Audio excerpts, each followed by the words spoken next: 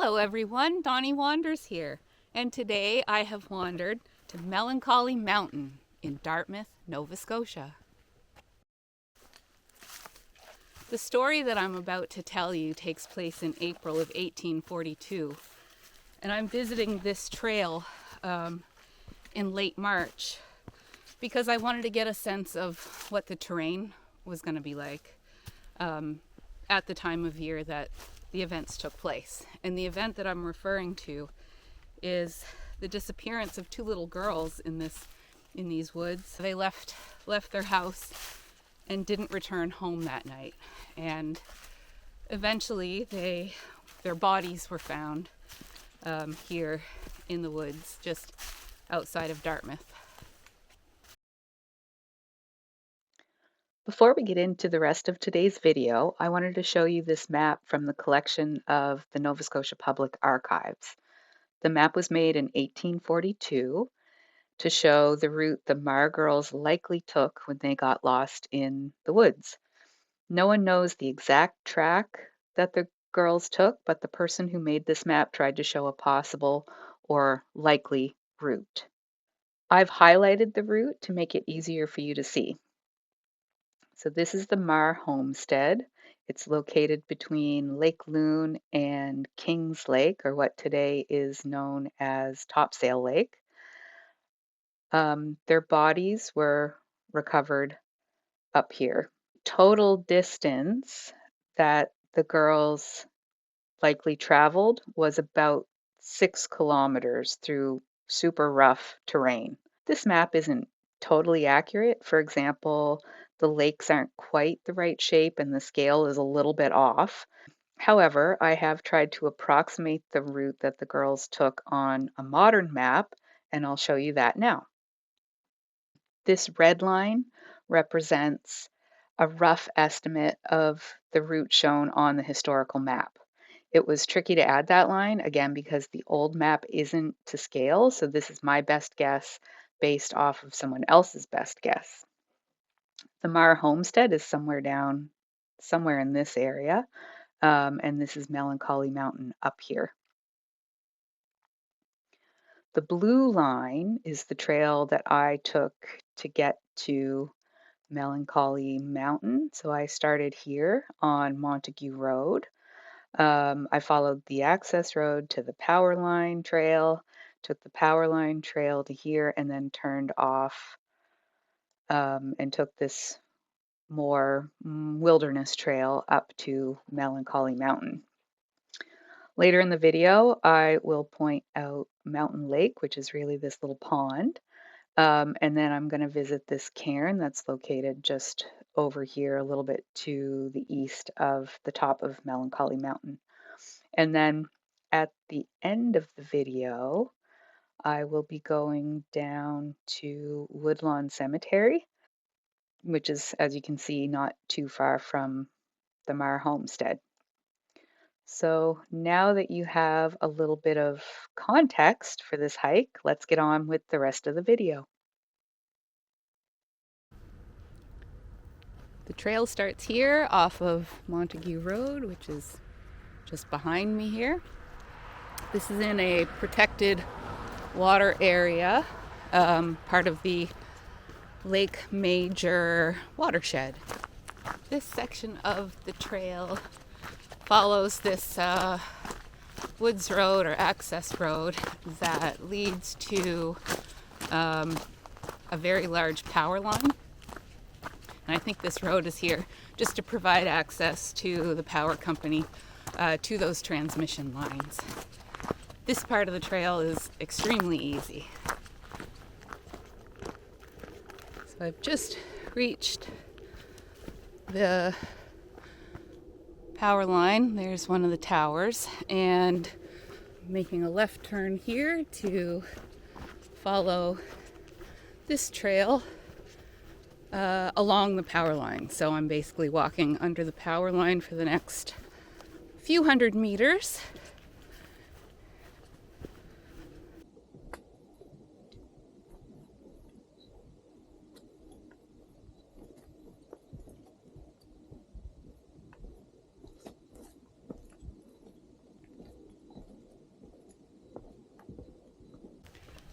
Just turned off of the power line road. So far I've walked 1.3 kilometers and now I'm on this slightly woodsier kind of trail. And from trail reports, apparently this trail is okay, but can get a little rough. So far it looks like just a normal trail. I'm not bushwhacking or anything yet. In April of 1842, two little girls decided to go foraging for berries in these woods. Their names were Jane Elizabeth and Margaret or Maggie Marr, and they lived a couple of kilometers from where I am now, kind of back that way across the Montague Road on a homestead with their parents, who were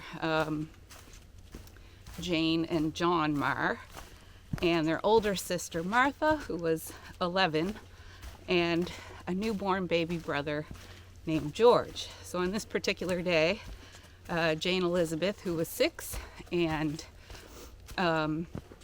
Maggie, who was 4, they were basically just like playing in the woods. Reports from the time said that they were berry picking, but in April there's not a lot of berries, so I'm not sure what they were looking for, but I imagine they were doing some foraging, or as 4 and 6-year-olds often do, just mucking around in the woods. So they left the farm, and it was a really nice day. I should also point that out. Average high temperature for early April is about 14 degrees, but occasionally we do get these really, really warm days, and by all accounts that's what that April 11th, the weather was on that April 11th in 1842. The girls wandered into the woods. They had done that many, many times before, but they hadn't returned at supper time.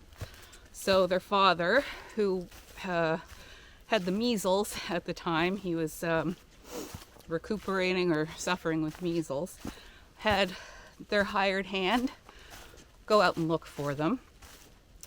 He couldn't find them, but they were not super concerned at that point because it was a very nice day. It was very sunny. The sun set at that time of year in April is about 8 p.m. So they still would have had lots of sunlight at supper time. But then they didn't return and it was getting dark. So their father got a couple of neighbors, or let the neighbors know that the girls were missing, and they formed a search party in these woods.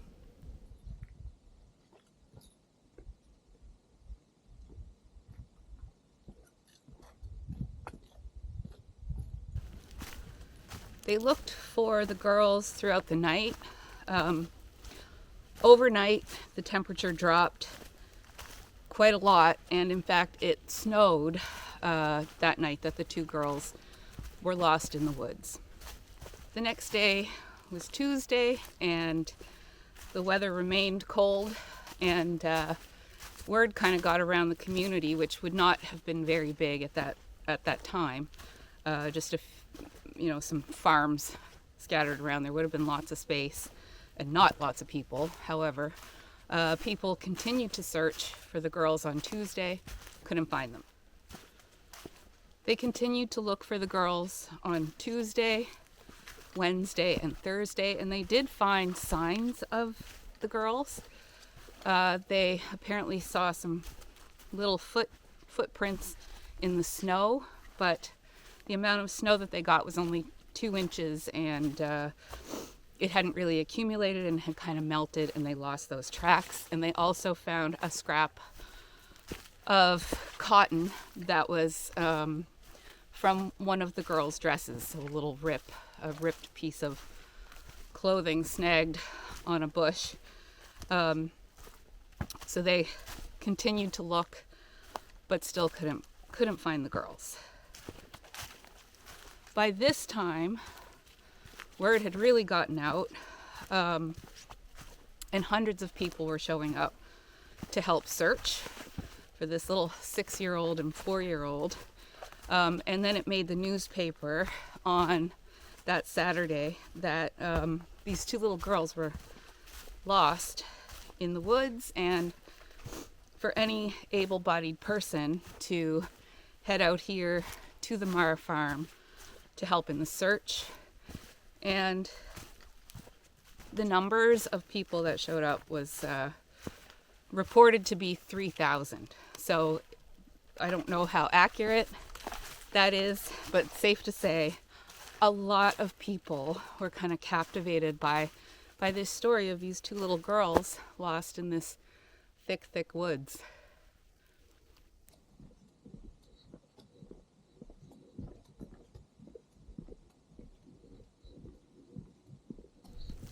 One of the people who was helping to search on that Sunday morning when the 3,000 people showed up to help was a man named Peter Curry. He brought his dog, Rover, and within about an hour, Rover had picked up a scent and tracked the girls to this location, which at the time was called Huckleberry Hill. The girls were found, their bodies were found huddled together next to a boulder. And they had been lost at that point for 6 days. They probably died of exposure, most likely on the first day, or the first night, I should say, not the first day, but overnight or the next day, because the temperature dropped so much and they were not dressed appropriately. But let me show you what this terrain looks like. So this is what those 2 little girls had wandered through. I took a trail here, a very easy trail, but yeah, these 2 little girls were beating their way through this mess to find themselves here. The views up here are pretty great. You can look out over Dartmouth. It's pretty far away, but you can there's like, we're pretty high up here, so some really good views of Dartmouth. And then there's this water body down here that is called Mountain Lake. Now I should point out that we are not really on a mountain. This is definitely more of a hill, but that little pond is called Mountain Lake, so a little bit of an exaggeration on both terms. Not a mountain, and I wouldn't call that a lake either. So this is a high point, and it was in the 1840s called Huckleberry Hill. After the story of these 2 little girls was learned by the community, they changed the name to Melancholy Mountain.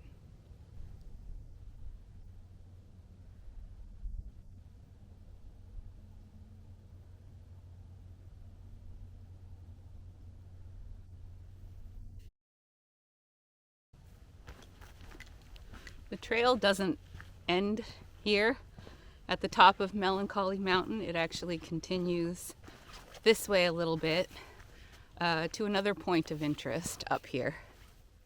The trail that I'm following from the top of Melancholy Mountain is not much of a trail. It kind of looks like this, and there are some sparse flagging tape markers along the way.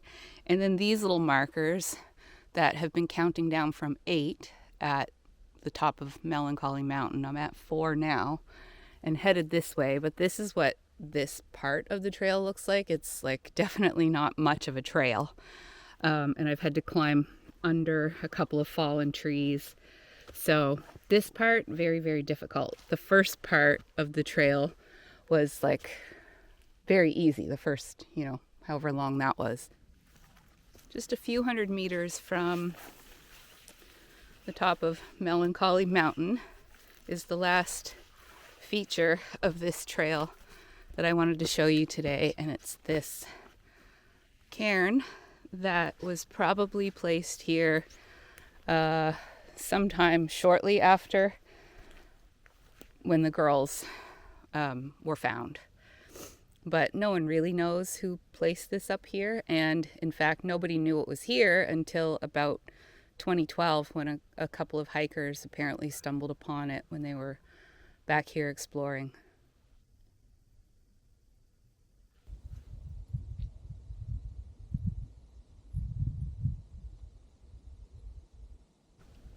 The story of Jane Elizabeth and Maggie Marr is a story that you don't hear much about today, but it certainly seems to have captured the hearts and minds of the people of Dartmouth and Greater Nova Scotia and the region for decades after it happened.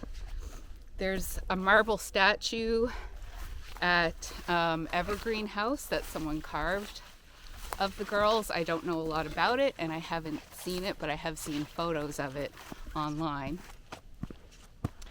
As late as the 1940s, a Dartmouth historian named J.P. Martin had published a pamphlet, so like just a short little book telling the story of the babes in the wood, and that's what the two girls sort of became known as, the babes in the wood. And then in addition to that, there are dozens and dozens of folk songs called the Babes in the Woods and Marr's Girls or Marr's Daughters, the Marr Girls, something like that, that have been collected here in Nova Scotia by well-known folklorist Helen Creighton. And by collected, I mean written down and even some sound recordings of those. And those are available. The sound recordings you can listen to at the Nova Scotia Archives website, which is like pretty cool. And then, of course, the girls' final resting place is not here on Melancholy Mountain. They were buried at Woodlawn Cemetary, just not too far from here in Dartmouth. One of the legacies of the Marr girls going missing was to provide a better understanding of how people behave when they get lost in the woods and how search and rescue searches should be conducted. So the little girls disappeared on a Monday, and they weren't discovered until the following Sunday, and that's when a search was like properly organized. Lines of people were spreading through the woods, the way that you often see it now in like search and rescue videos. But they set up like a grid pattern, and they did all the like formal things that you're supposed to do in a search and rescue. And prior to that, the search for those girls was sort of ad hoc, like just go out and look. And of course, the other legacy, I believe, from the two little Marr girls' death in these woods is a greater awareness of just safety in the woods and being prepared for when things go wrong. Since today's video is about being lost in the woods, I thought that I would show you some of the emergency items that I carry with me in case I ever get lost in the woods. These are very lightweight and very easy to use. So the first thing that I almost always carry with me, especially spring, winter, and fall, is an extra layer. So this is a down jacket. It's zipped up right now. I won't take it all out, but it's super compact, lightweight, easy to carry, and I often will put this on just when I'm stopping to take a break, because I find like once I stop moving, I tend to get a little chilled. And then this is a little bag that has most of my other emergency stuff in it. It's actually the bag from a camp pillow, but the camp pillow is not in here.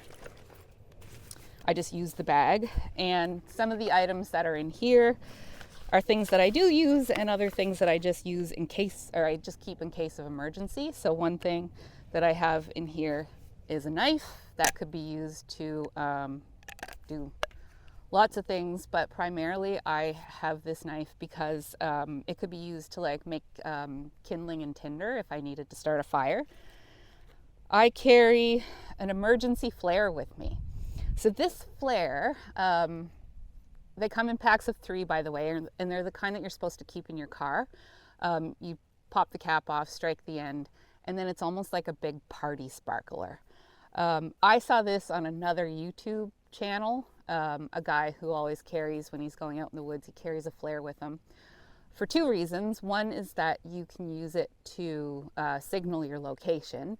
And the other reason is that he demonstrated using it as a fire starter. So because it's like a hot big sparkler thing, he has used these flares after he's built up his little pile of tinder, light up the flare, stick it in, and then even if things are wet, it's super easy to get a fire going if you have like a good ignition starter. So that's what I'm using, hopefully never having to use this for, but that's why I carry it with me, and it's super lightweight.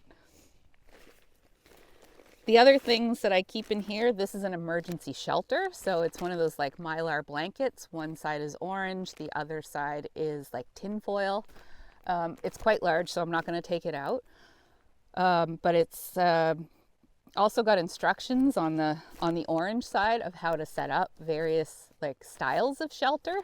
And I also have a little bit of paracord in there, so that could be used to help me set up a shelter if I ever needed to. What's cool about a blanket like that too, orange is very, very visible in the woods, and then the other side, like the tinfoil side, could be used to signal a helicopter or an airplane or something from the air, kind of like when people use a signaling mirror, that it could be used to catch someone's eye or catch someone's attention if I was lost and they were looking for me. Other items that I keep in here, that's a compass, which I'm sure you're all familiar with what a compass does.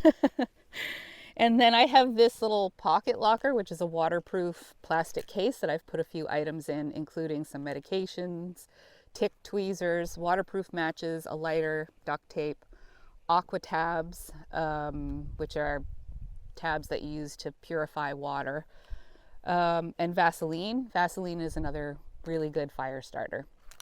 So those are the items that I don't carry them all with me every single time I go hiking, but most of the time I am carrying these items.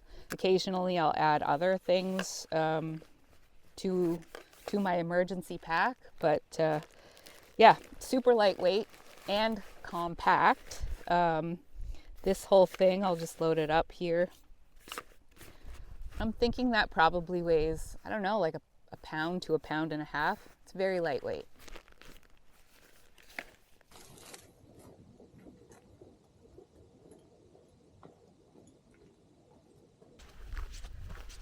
I'm almost back to the car. I'm on the like access road, so the power lines are behind me here. The first 2 kilometers in are this kind of terrain, like this, like road kind of stuff. Even after you turn onto the power lines, it's kind of like a road. Not a very drivable road, but a very easy walkable road. And then the last kilometer to Melancholy Mountain is more of a wilderness trail, so it's a little bit more rough, but it's still a very well-defined trail. It's narrow in parts, so in the summer, when all the vegetation has kind of bloomed, it might be a little trickier to navigate your way on that path. Today I was using the Backroads Mapbooks app to track the path that I took, and I always suggest that you do the same. Pretty much any trail that you do, if you're unfamiliar with it, it's always a good idea to be tracking yourself. And the Backroads Mapbooks app is a paid app, but I'm pretty sure All Trails has even in their free version, I think you can track where you are on the map. So I would highly suggest you do that. The trail, very, very easy, I would say. The whole thing is about 6 kilometers. So like 3 kilometers in and 3 kilometers out. And yeah, very easy. It's pretty woodsy. There's not a lot of views until you get up to Melancholy Mountain. But overall, it's a really nice trail.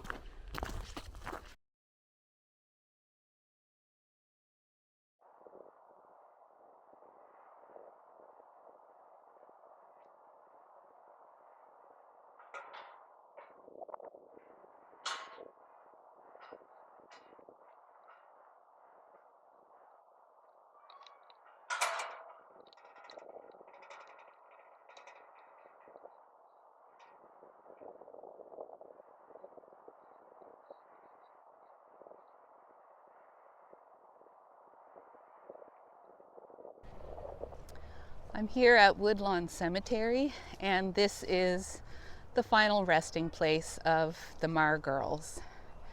Here's their grave and their headstones, and in fact, the whole family is buried here. So this headstone says Martha, Margaret, Jane Elizabeth, and George, the children of John and Jane Meagher. So Martha was the older sister. She was 11 the day that the girls went missing, and George was their infant baby brother.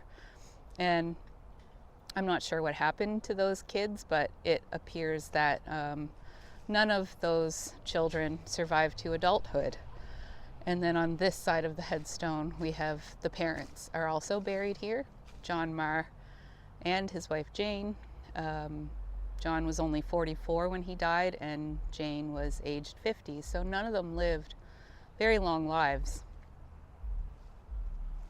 And then over here, this is like a table style monument, and it says Babes in the Wood, Jane Elizabeth and Margaret Meagher, aged 6 and 4 years, who were lost at Preston, April 11th, 1842.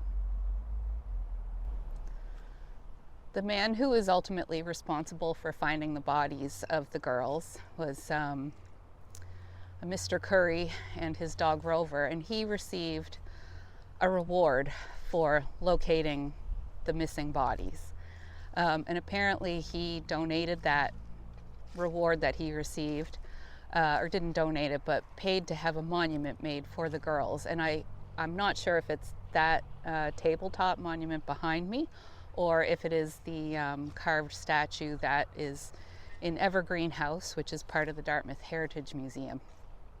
So that was a very kind thing to do. This is definitely a different video for me, a little taste of history in and around Dartmouth, Nova Scotia. But I'm going to wrap it up here. So thanks for watching, and Donnie Wanders. We'll see you in the next one.